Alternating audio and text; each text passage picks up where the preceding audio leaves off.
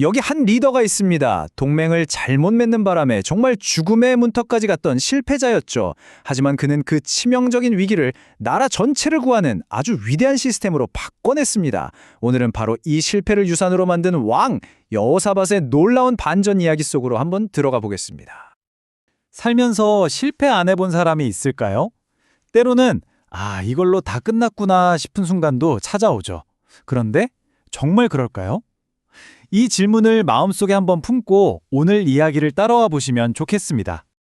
자, 첫 번째 이야기입니다. 바로 실패해서 돌아온 왕인데요. 전쟁터에서 정말 간신히 목숨 하나 건진 여호사밧. 모두가 끝났다고 생각했던 바로 그 순간에 그는 어떻게 다시 일어설 수 있었을까요?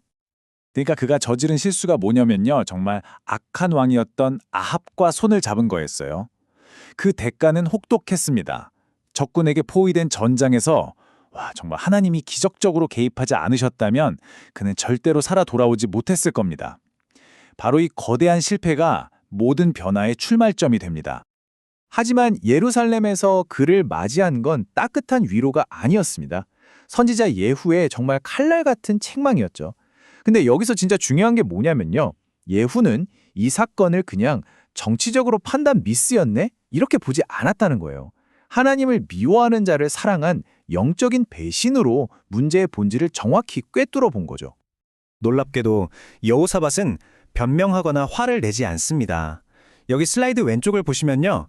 그의 아버지 아사 왕은 똑같은 책망을 들었을 때 그 선지자를 감옥에 가둬버렸거든요. 하지만 오른쪽의 여호사밧은 달랐습니다. 그는 이 뼈아픈 말씀을 겸허하게 받아들여요. 바로 이 지점, 이 말씀 앞에서의 항복이야말로 모든 회복의 진짜 시작이었습니다. 두 번째, 하나님 앞에서의 정의입니다. 진짜 회개는 그냥 내가 잘못했구나 하고 머릿속으로 반성하고 끝나는 게 아니잖아요. 여호사밧은 자신의 실패를 온 나라를 위한 시스템 개혁으로 연결시킵니다. 그는 실패했다고 부끄러워서 왕궁에 콕 박혀있지 않았어요. 오히려 왕궁을 나와서 나라의 남쪽 끝에서부터 저 북쪽 끝까지 직접 돌아다니면서 백성들을 만났습니다. 자신의 실수로 무너져버린 영적 질서를 바로 세우기 위해서였죠. 이게 바로 그의 위대한 제2차 종교 개혁이었습니다. 여호사밧 개혁의 심장, 그 핵심은 바로 사법개혁이었습니다. 그는 재판관들에게 이렇게 명령합니다. 성경은 역대하 19전 6절과 7절에서 이렇게 기록합니다. 재판관들에게 이르되 너희가 재판하는 것이 사람을 위함이 아니여 여호와를 위함이니 너희는 삼가 행하라. 이는 너희의 하나님 여호와께는 불의함도 없으시고 치우침도 없으시고 뇌물을 받으심도 없음이니라 하니라. 한마디로 뭐예요? 왕 눈치 보지 말고 오직 하나님 앞에서 그분의 기준으로 판결하라는 거죠. 여호사밧이 재판관들에게 요구했던 바로 이 정신을 신학적인 용어로 코람데오라고 합니다. 하나님의 얼궁 앞에서라는 뜻인데요. 내 모든 판단과 리더십이 지금 눈에 보이지 않는 하나님께서 나를 똑똑히 보고 계시다는 그 인식 앞에서 이루어져야 한다는 거죠. 이게 바로 공의로운 사회의 기초였습니다. 세 번째, 더 강한 이가 오신다. 근데 여러분, 여호사밧의 이 개혁은 그냥 훌륭한 왕의 좋은 정책 이야기, 여기서 끝나지가 않습니다. 이건 사실 훨씬 더 크고 위대한 구원의 그림자였습니다. 보세요. 여호사밧 시대의 재판정은 왜 세워졌죠? 힘센 강한 자로부터 힘없는 약한 자를 보호하기 위해서였어요. 영적으로 보면요. 이게 바로 우리 인류의 모습입니다. 우리는 강한 자인 사탄의 권세 아래 억눌려서 신음하는 약한 자와 같거든요. 우리 스스로의 힘으로는 절대로 이길 수 없는 싸움이죠. 그럼 이 싸움을 어떻게 이기느냐? 그 해답을 예수님께서 직접 말씀해 주십니다. 성경 누가복음 11장 21절과 22절은 이렇게 기록합니다. 강한 자가 무장을 하고 자기 집을 지킬 때에는 그 소유가 안전하되 더 강한 자가 와서 그를 굴복시킬 때에는 그가 믿던 무장을 빼앗고 그의 재물을 나누느니라.